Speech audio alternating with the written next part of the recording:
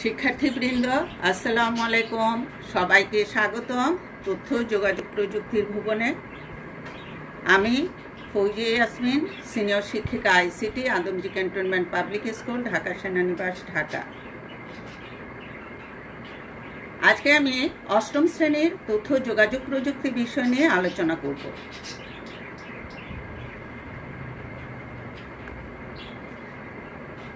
স্প্রেডশিটের ব্যবহার, অধ্যায় 4। এখানে তোমরা একটা আইকন দেখতে পাচ্ছ। আইকনটি কি লেখা আছে? এক্স। এই এক্স আইকন দেখলে তোমরা বুঝতে পারবা যে এটা স্প্রেডশিট প্রোগ্রাম। স্প্রেডশিট প্রোগ্রামের একটা ভার্সন বা একটা প্রোগ্রাম হলো মাইক্রোসফট এক্সেল। তোমরা ষষ্ঠ সপ্তম শ্রেণীতে মাইক্রোসফট ওয়ার্ড পড়ে আসছো বা ব্যবহারিক অনুশীলন করেছ। সেই মাইক্রোসফট ওয়ার্ড, মাইক্রোসফট এক্সেল এবং পরবর্তী ক্লাসে তোমরা মাইক্রোসফট এক্সেস এবং মাইক্রোসফট পাওয়ার পয়েন্ট সম্পর্কে জানতে পারবা। তোমাদের মনে প্রশ্ন আসতে পারে, মাইক্রোসফট কি? মাইক্রোসফট একটি প্রতিষ্ঠান বা কোম্পানি যে এই প্রোগ্রামগুলোকে প্যাকেজ আকারে বাজারজাত করেছে। তাহলে তোমরা আজকে কি জানতে পারবা বা শিখতে পারবা? স্প্রেডশিটের ব্যবহার। তাহলে আমরা প্রথমেই আসি, স্প্রেডশিট কি? স্প্রেডশিট সম্পর্কে যদি আমরা না জানি তাহলে স্প্রেডশিটের ব্যবহার আমরা জানতে পারবো না। স্প্রেডশিট কথাটি ইংরেজি, শব্দটি ইংরেজি, কিন্তু স্প্রেডশিটের আবিধানিক অর্থ হলো ছড়ানো বড় মাপের কাগজ। স্প্রেড অর্থ ছড়ানো, শিট অর্থ পাতা। ব্যবসায় প্রতিষ্ঠান আর্থিক হিসাব সংরক্ষণের জন্য এই ধরনের কাগজ ব্যবহার করে থাকে। এই কাগজে ছক করে, অর্থাৎ এই কাগজটিতে ছক আকারে করা আছে, রো এবং কলাম। এটা তোমরা পরবর্তী স্লাইডে দেখতে পাবা। একটি ব্যবসা প্রতিষ্ঠান পূর্ণাঙ্গ আর্থিক চিত্র তুলে ধরা যায়। অর্থাৎ কি করা হয়, এই যে কাগজ বা এই যে স্প্রেডশিট বা ছড়ানো পাতা, এই পাতাটিতে বিভিন্ন অনেকগুলো কলাম এবং রো দিয়ে এই পাতাগুলো সাজানো থাকে। এই পাতাগুলো কি করা হয়, একটি ব্যবসা প্রতিষ্ঠান তার পূর্ণাঙ্গ আর্থিক চিত্র তুলে ধরে। বর্তমানে কাগজের স্প্রেডশিটের স্থান দখল করেছে সফটওয়্যার নির্ভর স্প্রেডশিট প্রোগ্রাম। অর্থাৎ আমরা যে কাগজ যে তৈরি করতাম বা কাগজে যে প্রোগ্রামগুলো করতাম বা আমাদের হিসাব সংরক্ষণের কাজ, হিসাবের কাজ করতাম, সেই জায়গাটা এখন দখল করে নিয়েছে স্প্রেডশিটের সফটওয়্যার নির্ভর স্প্রেডশিট প্রোগ্রাম। মূলত স্প্রেডশিট হচ্ছে কম্পিউটার প্রোগ্রাম যা কাগজের ওয়ার্কশিটের নকল বা সিমুলেশন। অর্থাৎ স্প্রেডশিটটা কি?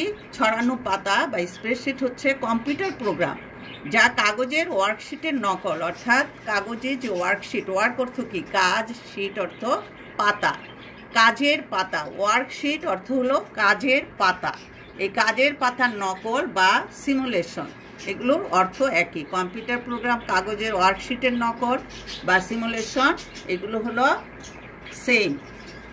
তাহলে ওয়ার্কশিট কি তোমরা বুঝতে পেরেছো? ওয়ার্কশিট হলো কাজের পাতা, অর্থাৎ যেই পাতায় বা যেই শিটে কাজগুলো করা হয় সেটাকে বলা হয় ওয়ার্কশিট। আর স্প্রেডশিট হলো ছড়ানো পাতা বা একটা প্রোগ্রামের নাম। সেই প্রোগ্রামের আন্ডারে অনেকগুলো ওয়ার্কশিট থাকে, যেই শিটে আমরা কাজ করব বা কাজ করে থাকি। স্প্রেডশিট প্রোগ্রামে টেবিল বা সারণী আকারে তথ্য সন্নিবেশন ও উপস্থাপন করা যায়।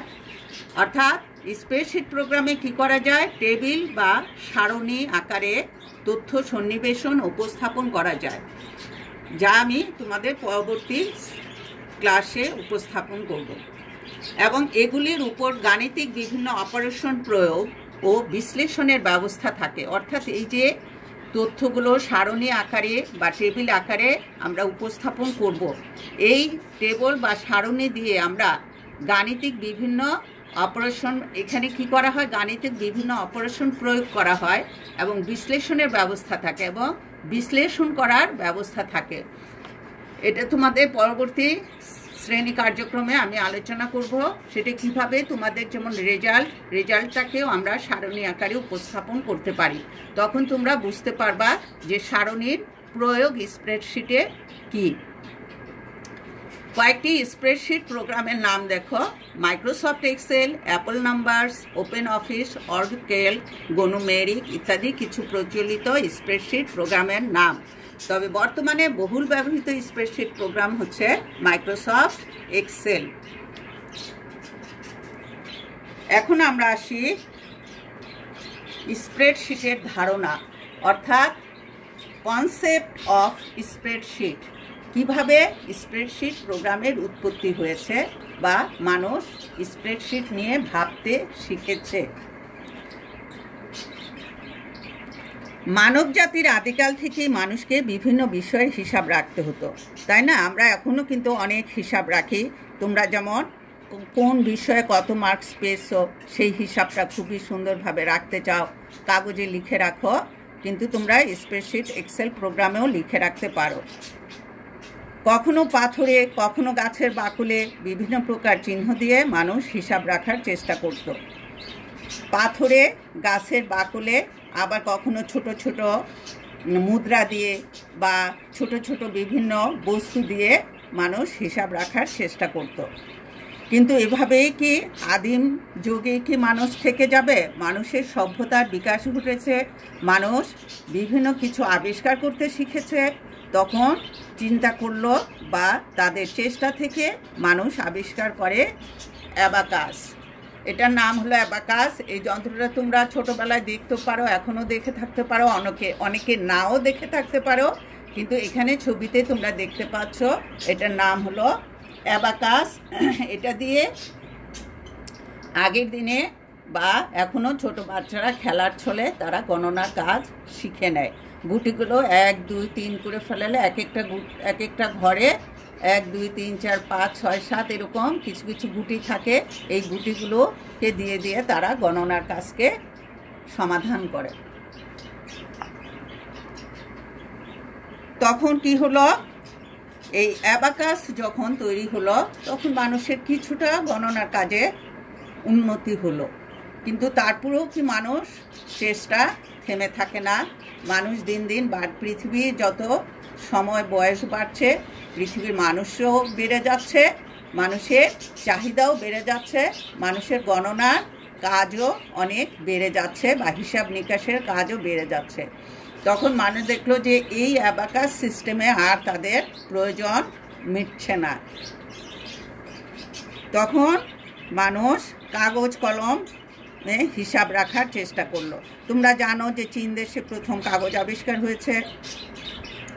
তাহলে এই যে কাগজ কলমের আবিষ্কার বা এই কাগজ কলমে হিসাব রাখার প্রধান উপায় কিন্তু 50 বছর আগেও মানুষের কাছে কাগজ কলম দিয়ে হিসাব রাখা বা হিসাব করাই প্রধান উপায় ছিল। আমরা যখন ছোট ছিলাম তখন কাগজ কলমে হিসাব নিকাশের কাজ আমরা সবসময় করে থাকতাম, কিন্তু এতে অনেক সমস্যা দেখা দিল কি যে অনেক জটিল এবং দীর্ঘ হিসাব করা সম্ভব হয় না। তখনই প্রযুক্তির বিকাশ, প্রযুক্তি তো দিন দিন সায়েন্স প্রযুক্তি সব সময় এগিয়ে থাকে, আগানোর চেষ্টা করে। প্রযুক্তির বিকাশের সাথে সাথে তখন কি আবিষ্কৃত হলো? ক্যালকুলেটর। এখানে তোমরা ক্যালকুলেটর ছবি দেখতে পাচ্ছ। এই ক্যালকুলেটর আবিষ্কার হলো প্রযুক্তি বিকাশের সাথে সাথে। এটাও কিন্তু নর্মাল ক্যালকুলেটর, এটা দিয়ে অত জটিল এবং দীর্ঘ হিসাব করা সম্ভব না। আজকাল অনেক সায়েন্টিফিক ক্যালকুলেটর বের হয়েছে, আবার কিছু কিছু কম্পিউটার প্রোগ্রাম করতে পারে এই ধরনের ক্যালকুলেটরও আজকাল ব্যবহৃত হচ্ছে। এই ক্যালকুলেটরও কিছু আবিষ্কারের পর মানুষের মনে কিছুটা স্বস্তি এসেছে, কিন্তু ওই যে বলেছি আমি যে প্রযুক্তির বিকাশ দিন দিন বিকশিত হতেই থাকে, তখন জটিল এবং দীর্ঘ হিসাবের সমস্যা শুরু হয়ে গেল বা সমস্যা থেকে গেল। এই সমস্যা থেকেই তৈরি হলো বা আবিষ্কৃত হলো কম্পিউটার। কম্পিউটার কি? ক্যালকুলেটিং বা ক্যালকুলেট থেকে কম্পিউটারের ক্যালকুলেটিং সিস্টেম থেকে কম্পিউটারের আবিষ্কার হয়েছে, আর কম্পিউটার কথাটি কম্পিউট থেকে কম্পিউটারের আবিষ্কার হয়েছে। তাহলে তোমরা এই যে স্প্রেডশিট প্রোগ্রামটা কিভাবে আসলো, অ্যাবাকাস, ক্যালকুলেটর, কম্পিউটার, এই যে কম্পিউটারের সাহায্যে আমরা কি করতে পারি, বিভিন্ন ধরনের দীর্ঘ এবং জটিল হিসাব এর সমাধান করতে পারি। বিভিন্ন স্প্রেডশিট সফটওয়্যারের আইকন, একটু আগে তোমাদের সাথে আমি আলোচনা করেছি যে বিভিন্ন ধরনের স্প্রেডশিট সফটওয়্যার আছে, যেমন এক্স, এটা তোমাদের আগে দেখেছি, এটা হলো মাইক্রোসফট এক্সেল। এই আইকনগুলো দেখে তোমরা, এটা যেমন মাইক্রোসফট এক্সেলের আইকন, এটা হলো ওপেন অফিস ক্যালক, এটা হলো ভিসি ক্যালক।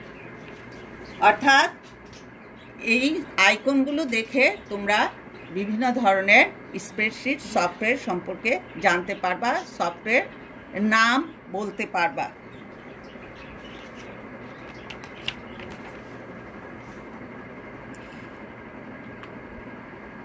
স্প্রেডশিট প্রোগ্রাম কি, এখানে তোমরা ছবিতে দেখো রো, কতগুলো রো দেখতে পাচ্ছ, 1 2 3 4 5 6 7 8, এইভাবে অসংখ্য রো আছে। আবার এগুলো হলো কলাম, এ বি সি, এগুলো হলো কলাম, আর এগুলো হলো রো। স্প্রেডশিট হলো এক ধরনের অ্যাপ্লিকেশন কম্পিউটার প্রোগ্রাম। এটিকে কখনো কখনো ওয়ার্কবুক বলা হয়। একটি রেজিস্টার খাতায় যেমন অনেকগুলো পৃষ্ঠা থাকে, তেমনি একটি ওয়ার্কবুকে অনেকগুলো ওয়ার্কশিট থাকে। এক একটা ওয়ার্কশিটে বহু সংখ্যক সারি ও কলাম থাকে। এটা দেখতে এই ছকের মতো। এ বি সি দিয়ে কলাম এবং 1 2 3 দিয়ে সারি নির্দেশ করা হয়। এবং এই যে এখানে ছোট ছোট ঘরের তৈরি হয়েছে, ঘরের মতো তৈরি করা হয়েছে বা তৈরি হয়েছে, এটাকে বলা হয় সেল বা ঘর।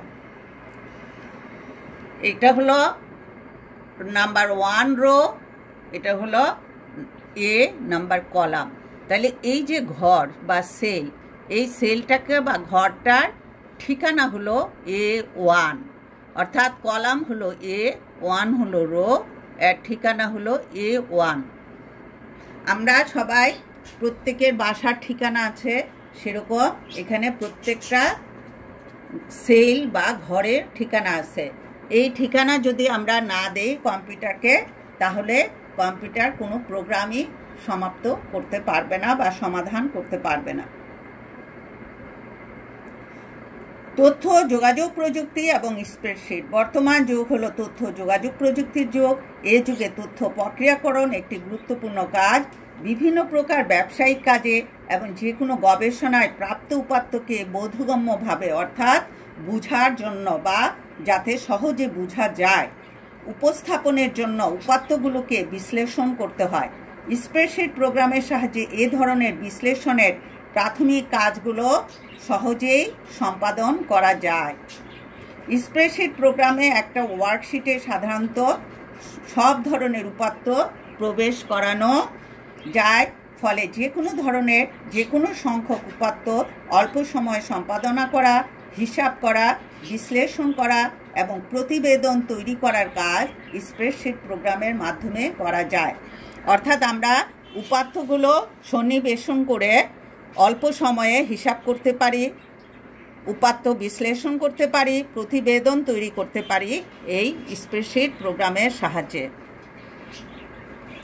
তাহলে আজকে আমরা কি কি আলোচনা করলাম বা কি কি জানতে পারলাম, স্প্রেডশিট কি, স্প্রেডশিটের ধারণা,